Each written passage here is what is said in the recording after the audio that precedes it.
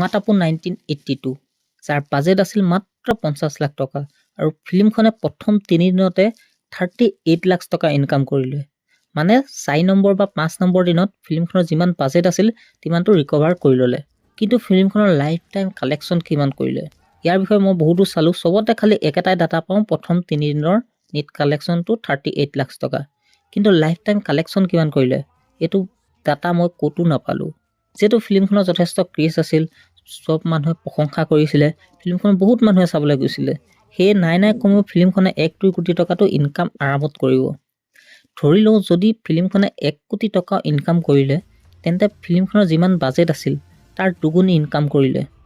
মানে ফিল্মখনে হিটৰ টেগ পালে। ফিল্মখন যে হিট হ'ল, কি ফিল্মখনত থকা অশ্লীল চিন কেইটাৰ কাৰণেহে ফিল্মখন হিট হ'ল নেকি?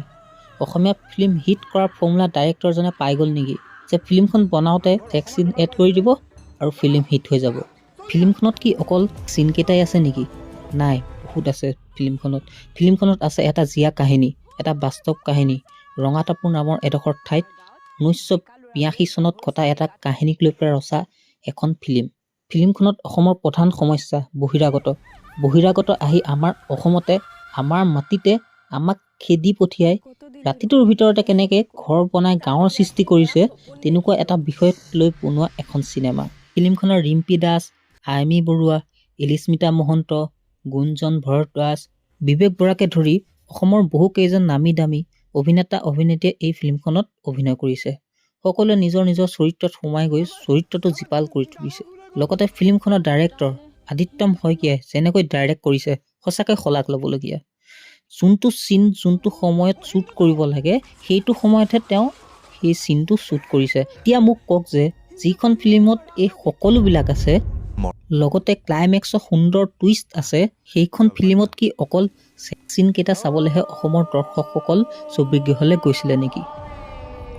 এনেকুৱা এখন চিনেমা য'ত অসমীয়াৰ অস্তিত্বৰ বিষয়ে চিন্তা কৰিবলৈ বাধ্য কৰাইছে। যদি এনেকুৱা চিনেমা অসমীয়াই অকল ছেক্স চিন কেইটাৰ কাৰণেহে ফিল্মখন চাইছেগে, তেনেহ'লে নিজক অসমীয়া বুলি ক'বলৈ লাজ কৰিব লাগিব। আৰু মোৰ বোধেৰে খুব কম সংখ্যক লোকেহে ফিল্মখনত থকা বোল্ড চিন কেইটাৰ কাৰণেহে ফিল্মখন চাবলৈ গৈছে। বাকী সকলোৱে এখন সুন্দৰ চিনেমা চাম বুলিয়ে জেপৰ টকা খৰচ কৰি চিনেমা হল গৈ চিনেমাখন চাইছে। ৰঙাটাপু 1982খন চাই আপোনালোকে কেনেকুৱা পালে? ফিল্মখনত থকা সেই বোল্ড চিন কেইটা যদি ডাইৰেক্টৰজনে নেদেখুওৱা হ'লে তেতিয়া আৰু ভাল হ'লহেঁতেন নেকি বাৰু? ফেমিলিৰ সৈতে, লগৰ সকলোৰ সৈতে গৈ পেলাই ফিল্মখন চাব পৰা গ'লহেঁতেন নেকি বাৰু? আপোনাৰ এই বিষয়ে নিজৰ মন্তব্য কমেণ্ট বক্সত জনাবলৈ নাপাহৰিব।